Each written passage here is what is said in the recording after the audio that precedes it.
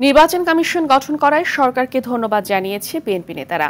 স্বৈরাচার থেকে গণতন্ত্রের পথে আসতে দ্রুত সংস্কারের মাধ্যমে ভোটের অধিকার ফিরিয়ে দেওয়ার আহ্বান জানান দলের স্থায়ী কমিটির সদস্য ডক্টর আব্দুল মঈন খান ও আমির খসরু মাহমুদ চৌধুরী।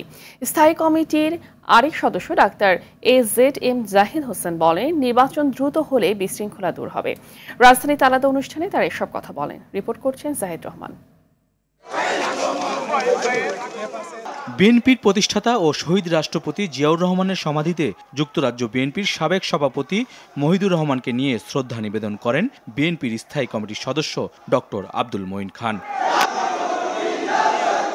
ফ্যাসিস্ট সরকার জনগণের উপর অত্যাচার করে ছাত্র জনতার প্রতিরোধের মুখে দেশ ছেড়ে পালিয়ে যাওয়ায় মানুষ আজ মুক্ত বলে মন্তব্য করেন মঈন খান। স্বৈরাচার থেকে গণতন্ত্রে রূপান্তর করতে হবে, এটাই হচ্ছে এই সরকারের মূল এবং প্রধান ম্যান্ডেট, এবং সেই ম্যান্ডেট পালন করার জন্যে যে সমস্ত অত্যাবশ্যকীয় যে সংস্কার আছে সেগুলো তারা সম্পাদন করবে। নির্বাচন কমিশন পুনর্গঠন সেটা তারা করেছে এবং এর জন্য আমরা তাকে ধন্যবাদ জানাই। জাতীয় প্রেস ক্লাবে জাতীয় বিপ্লব ও সংহতি দিবস উপলক্ষে আলোচনার আয়োজন করে নার্সেস অ্যাসোসিয়েশন অব বাংলাদেশ ন্যাব। অনুষ্ঠানে ডাক্তার জাহিদ হোসেন বলেন, জন আকাঙ্ক্ষার প্রতিফলন হয় সংসদে, তাই সংসদের নবনির্বাচিত জনপ্রতিনিধিরাই সংস্কার করবে।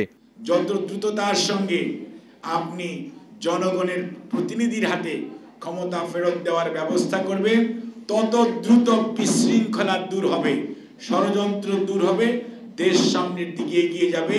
গুলশানে দলীয় চেয়ারপারসনের রাজনৈতিক কার্যালয়ে বিএনপি মহাসচিব মির্জা ফখরুল ইসলাম আলমগীরের সাথে দেখা করেন তুরস্কের নবনিযুক্ত রাষ্ট্রদূত রামিজ সেন। নতুন নির্বাচন কমিশন জনগণের প্রত্যাশা পূরণে কাজ করবে বলে আশা প্রকাশ করেন আমির খসরু মাহমুদ চৌধুরী। শপথ নেওয়ার পরবর্তী কার্যক্রম যেগুলো আছে সেগুলো তারা আশা করি আমরা জনগণের প্রত্যাশা পূরণে সফল হবে।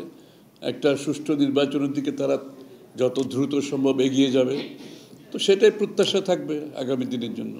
রাজধানীর শাহজাহানপুরে কর্মী সভার আয়োজন করে 11 নম্বর ওয়ার্ড যুবদল ঢাকা মহানগর দক্ষিণ। এতে যুবদল ঢাকা মহানগর দক্ষিণের আহ্বায়ক ও সদস্য সচিব অংশ নেন। জাহিদ রহমান, RTV, ঢাকা।